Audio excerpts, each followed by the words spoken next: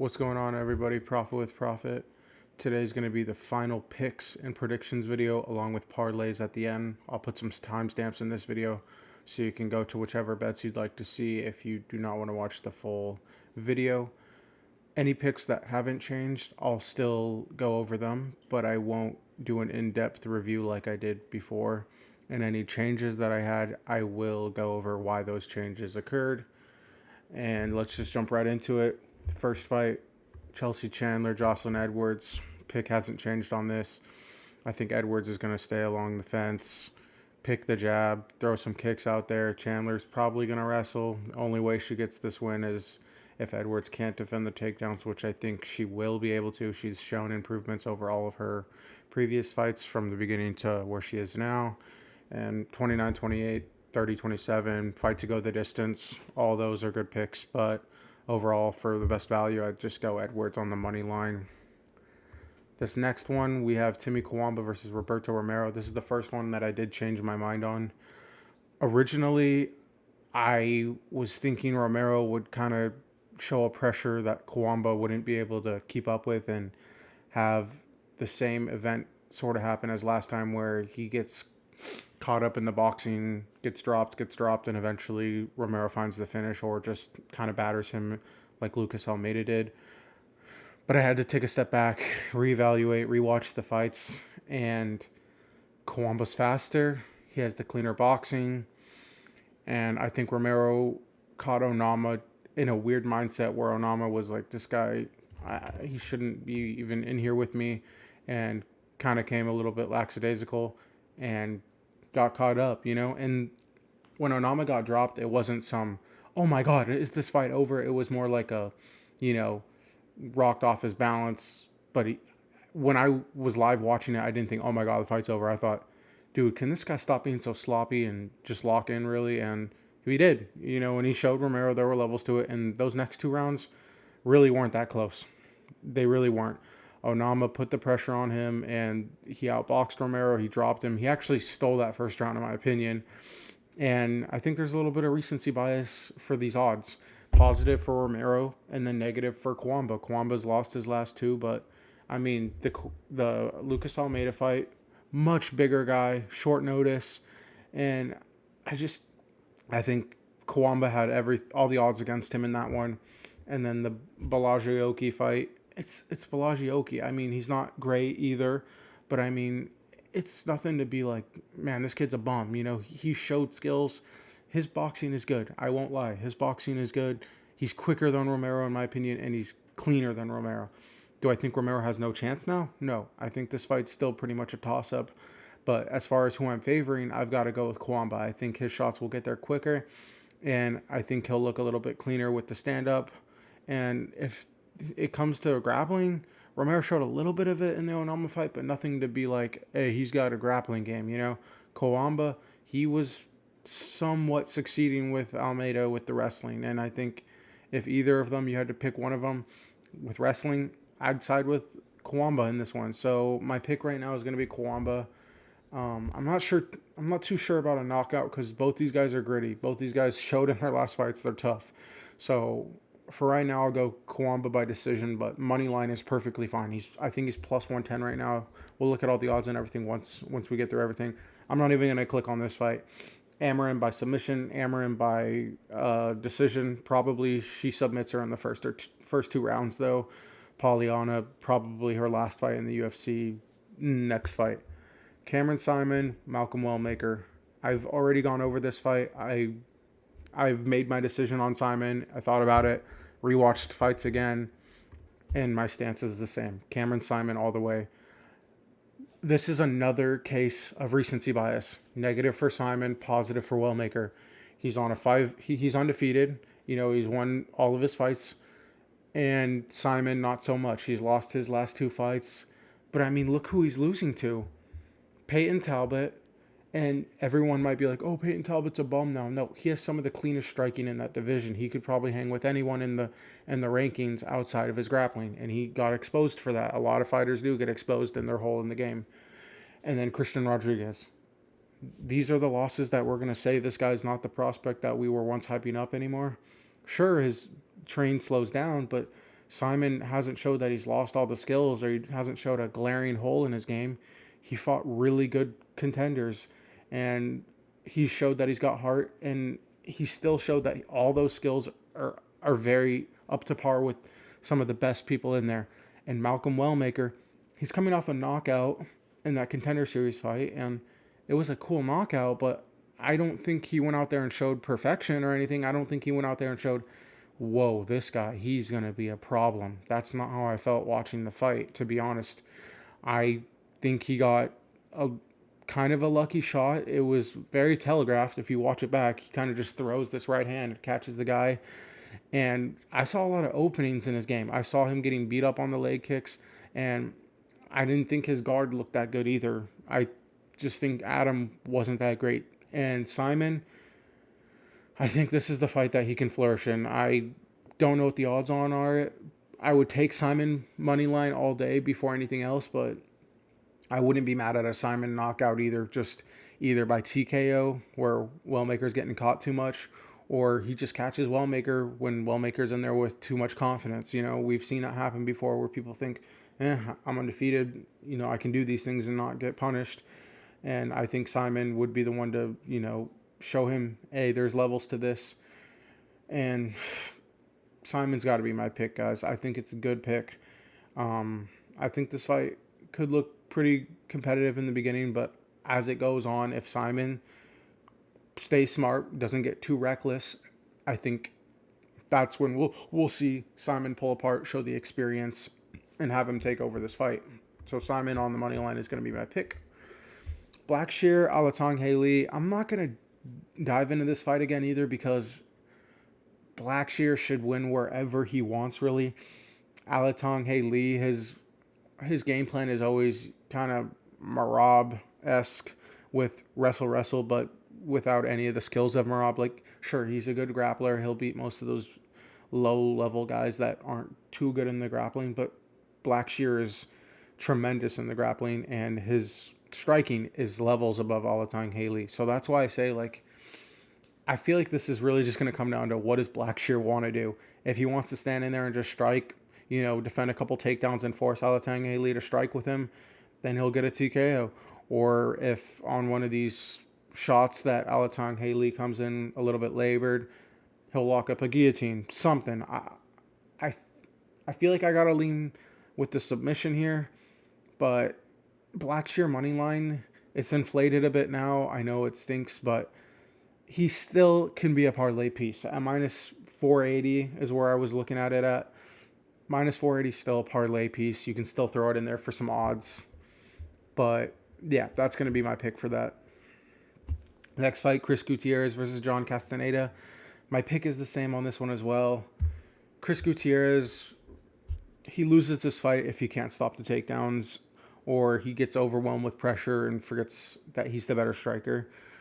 But I think Chris Gutirerrez will throw that jab out there, throw the leg kicks out there, make it kind of a boring-ish fight, but he'll win in the judges' eyes. I see it being like a 30-27, maybe 29-28. Just as long as Gutirerrez defends the takedowns, I think this is like a, hey, sail coast to your way to a victory. Sparring practice, just don't get caught. Don't let the takedowns keep you down if he does get taken down, or just stop them altogether. Next fight, Evan Elder, Gage Young. Pick is the same on this one as well, Evan Elder. These odds are confusing. I thought Evan Elder would be minus 300 maybe, because he was minus 500 against Hassanzada, and Hassanzada is kind of in the same boat as Gage Young. They both, Hassanzada actually won his Contender Series fight. Gage Young lost his Contender Series fight. And yes, Gage Young fought Quillan Salkild, who is better competition than who Hassanzada fought. And I can't remember, it was the Contender Series, but they're kind of in the same boat as far as who Evan Elder is getting, except Gage Young's coming in here on short notice. And yes, I guess the odds can reflect a little bit that Gage Young was in camp for another fight. But either way, I think it's a up-and-coming guy who hasn't seen any real UFC time at all, coming up against a vet. Evan Elder, he's not a long-time vet, but he's got multiple fights in the UFC, multiple wins in the UFC. I think this is a fight for him to just show, hey, levels to this. Go out there and just showcase, hey, I'm the UFC fighter. You're the up-and-comer. And I'm not saying Gaejung is horrible because, it's a fight at the end of the day. I'm sure he'll have some moments in this. But Evan Elder is better everywhere. I've watched some of Gaejung's fights. He's cool. He's a little bit exciting somewhat. It's hard to rank those amateur fights. But Evan Elder, he shows better striking. He shows better grappling. And I think this fight should be an easy one for him. And you'll see it in my parlays. I have him in quite a bit. I'd be shocked if he loses this fight, if it's anything more than like some wild KO that he gets caught with. Because, again, UFC puncher's chance is very real for any fight in the world.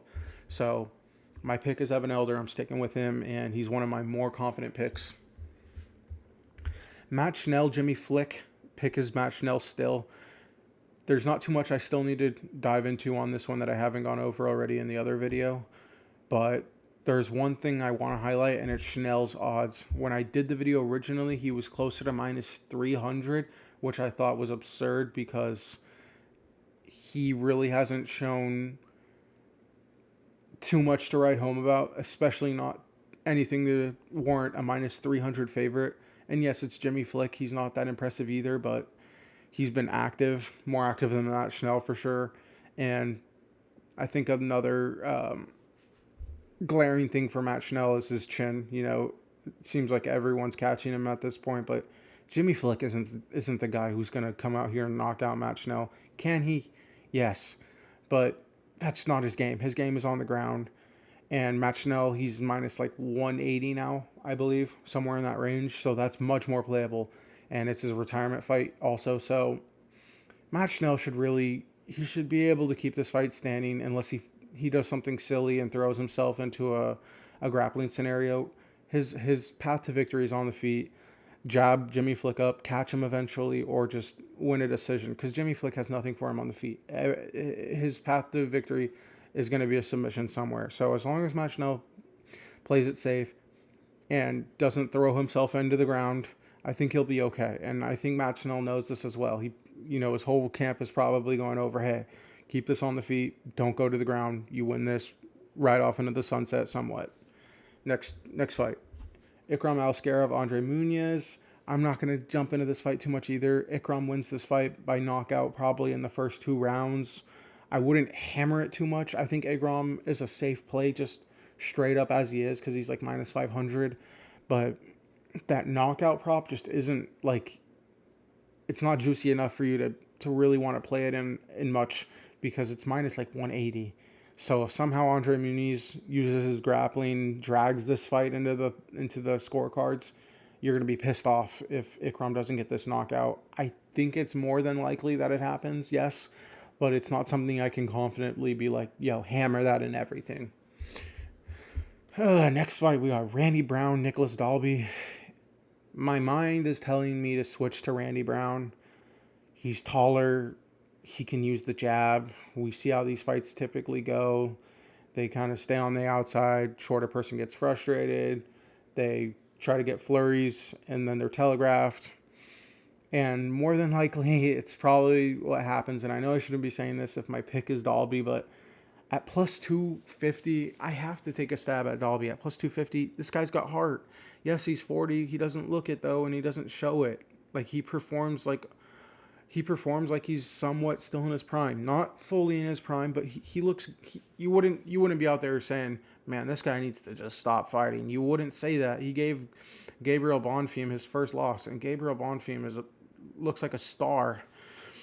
So I'm going with Dalby. At the odds that they're at, I'm going with Dalby. If you pick Randy Brown, I have nothing bad to say about you. I'm not gonna judge that pick, but at the odds that they're at, I have to take Dalby. I have to.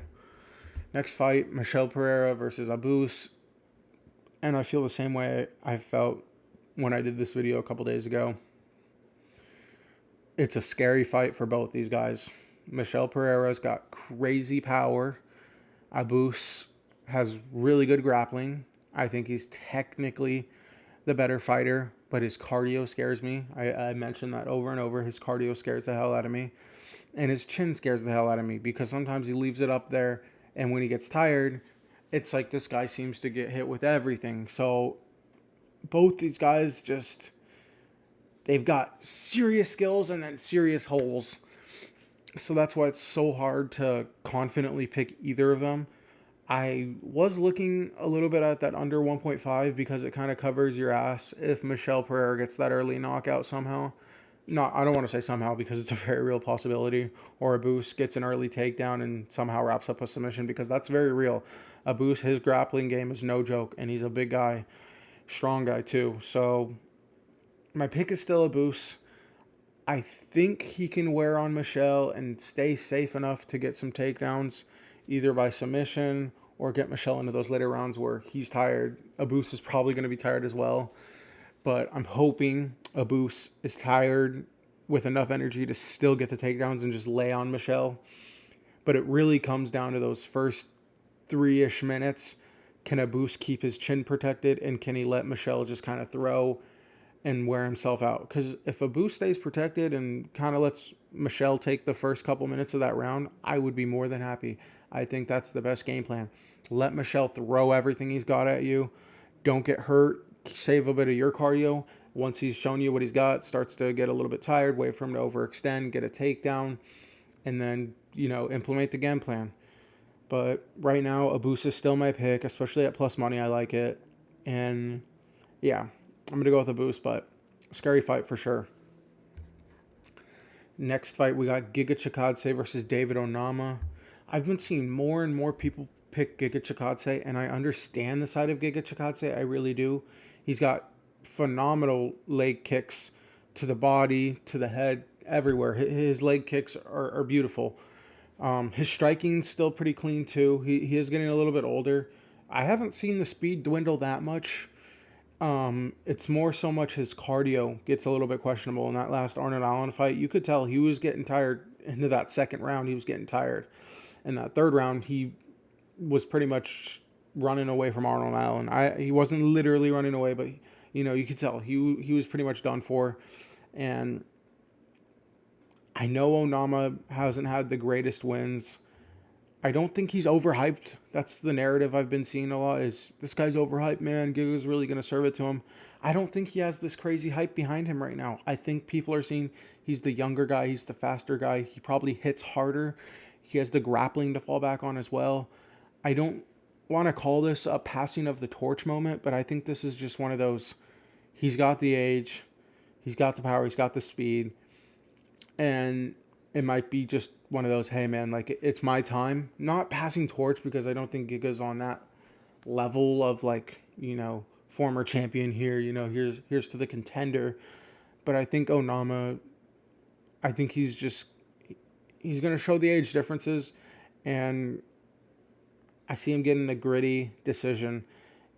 I'm interested to see how well Giga does with defending the takedowns, because that's always been his the hole in his game. But David Onama, I think he's good on the feet too. Like, everyone's making it seem as Onama, his game plan should only be takedowns, but I think he has a real chance on the feet too. Keep your guard high. Watch those head kicks, because they zoom out at Mach 1 speed practically. But Onama, I think he'll win this one either by decision or maybe a weird knockout. I don't really see the submission. Onama's not shown any insane grappling, but I got to lean with Onama. I think he should get this win. I'm pretty confident in him, and yeah, that's going to be my pick. Co-main event, Anthony Smith, Zhang Ming Yang. I saw an interview today on the UFC page, and he says his name, like, he pronounced his name fluently, and it was not what you'd expect. And I can't remember it, but it's not Zhang Ming Yang. That's not how you say his name. At least people that are fluent in Chinese, that's not how his name's supposed to be pronounced. Anyways, back to the topic. Anthony Smith by submission. That's not my pick, but I think that's a very smart... No, not very smart. I think it's a fun play to throw out there, because if Zhang Ming Yang gets tired or he gets past that first round and he doesn't knock Anthony Smith out, I think the submission is very live. we haven't seen Zhang Ming Yang beat any super high caliber people. And I know Anthony Smith isn't high caliber anymore. But this is a guy that challenged for the title at one point. This is a guy that went 5 rounds with John Jones. Albeit that was a weird fight. Anthony Smith fought the much steeper competition. No question about it. And yes, I get it. Ming Yang, much younger, much more powerful, up and comer. He's got all the momentum. But these are the fights that people get upset in. It's weird. And the pick is Zhang Ming Yang, of course, by first round knockout. That's my actual pick. But in a long shot, I don't hate Anthony Smith by submission. I really don't. Or even if you're watching it live and goes to the second round, Zhang Ming Yang looks a little bit tired. Anthony Smith doesn't look completely depleted. A live bet on him, I don't hate that either. So the pick is Zhang Ming Yang. First round KO should be the pick if you're picking him in anything, because I don't think he gets a KO in the second or third. I don't think he wins a decision. I think his path to victory is hit Anthony Smith really hard in that first round. Anthony Smith tumbles over like he usually does. First round knockout, first round TKO, one of those. But a long shot, $5, $10 bet, Anthony Smith submission, I don't hate that. And then the main event, Carlos Prates versus Ian Machado Garry. The other day, I was thinking, man, do I just want to go to Garry? Is he the smart pick here? Because originally I picked Carlos Prates.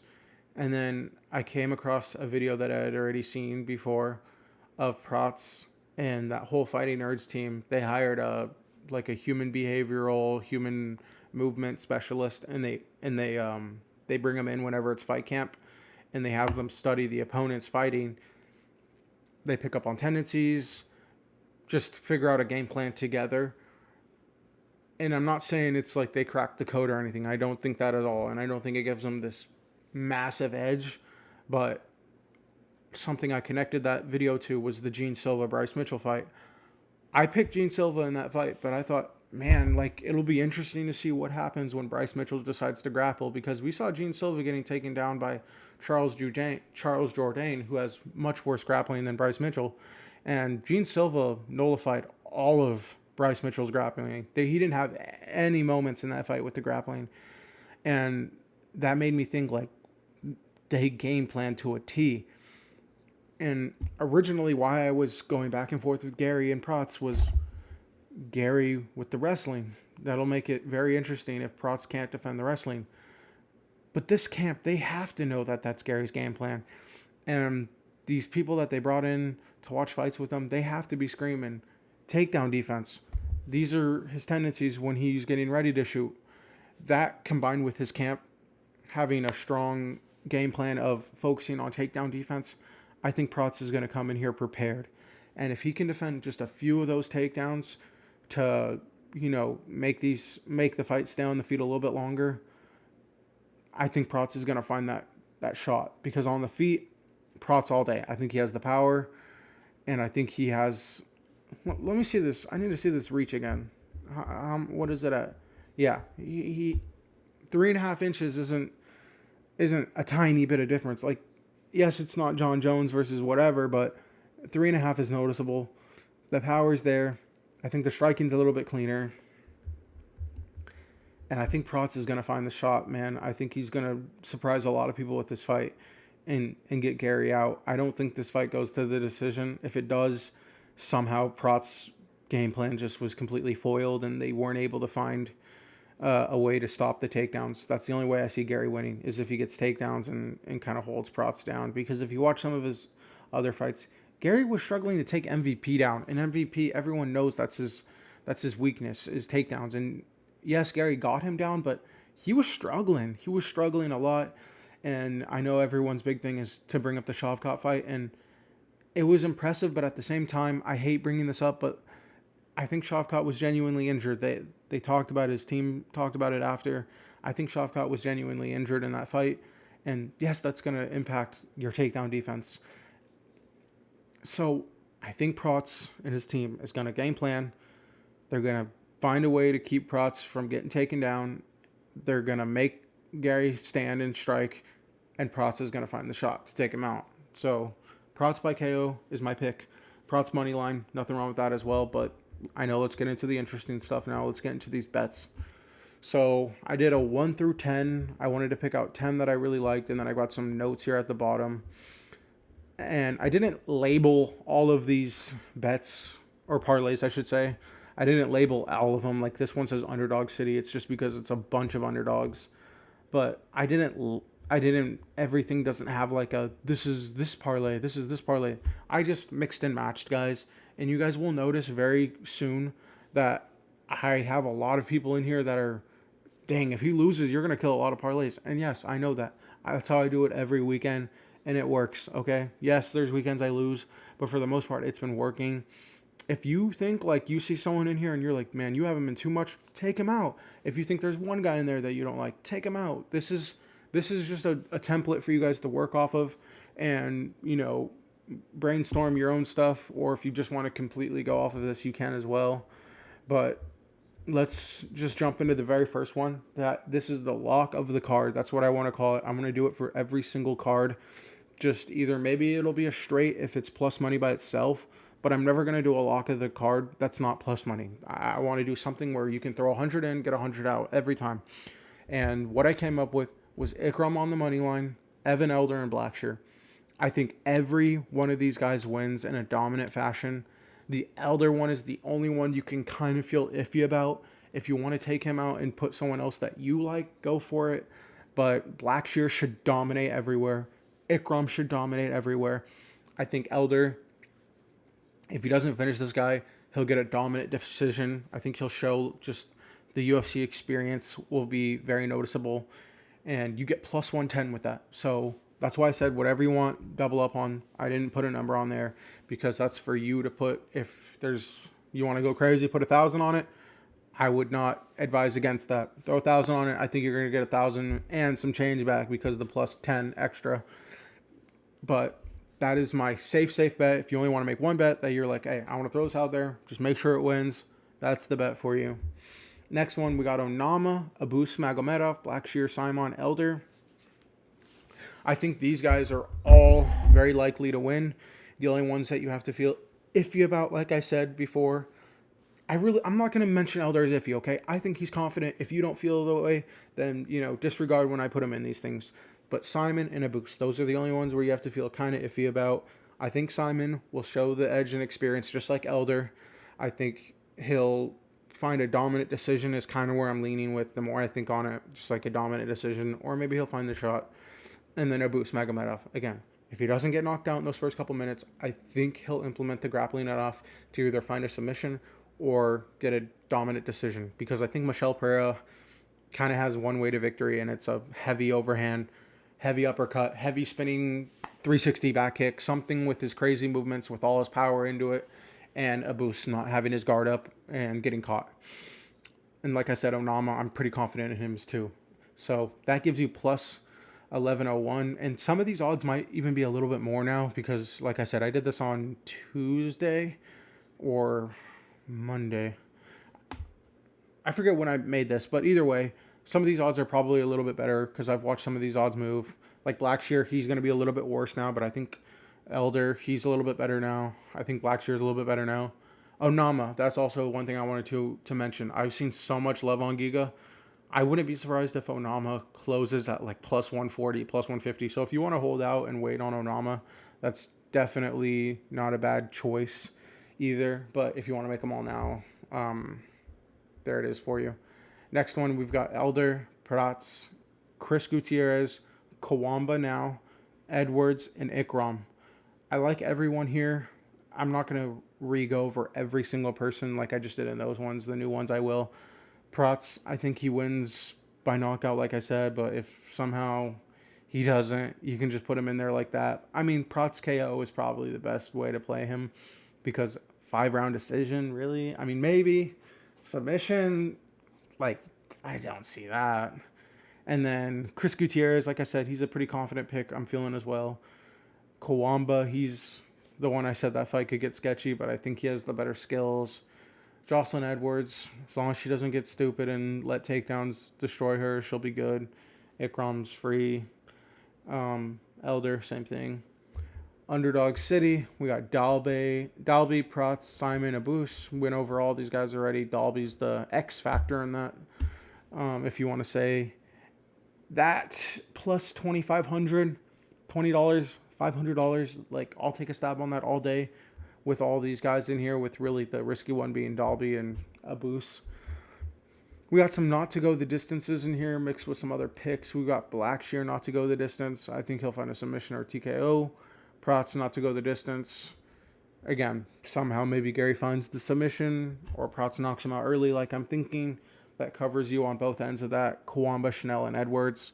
I think Schnell is much more playable now at that minus 180. That's why I put him in that one and this one down here as well. But I didn't put him in some of these earlier ones because his odds weren't that good yet. So if you want to maybe sub some of these guys out, like maybe you don't like Onama as much, you can put Schnell in. Maybe you don't like Elder at all, you can put Schnell in. He's playable now. Minus 180 is very playable. Abus, Elder, Kawamba, Blackshear. That's just 4 that I really like in there. Again, it's more just mixing and matching. Plus 724. You know, less people than all these ones, and still most of my picks that are like where there's good odds on them, that especially when you combine them. And this is one that you could probably go a little bit heavier on. 75 wins you 618. That's not bad at all. Next one, we got saaiman, Prates, Edwards, Onama. Again, just you're going to see a lot of these next ones are really just going to be plug, take out, plug, mixing and matching. And this is going to give you plus 769 too as well. $60 equals 521. Again, 4 legs.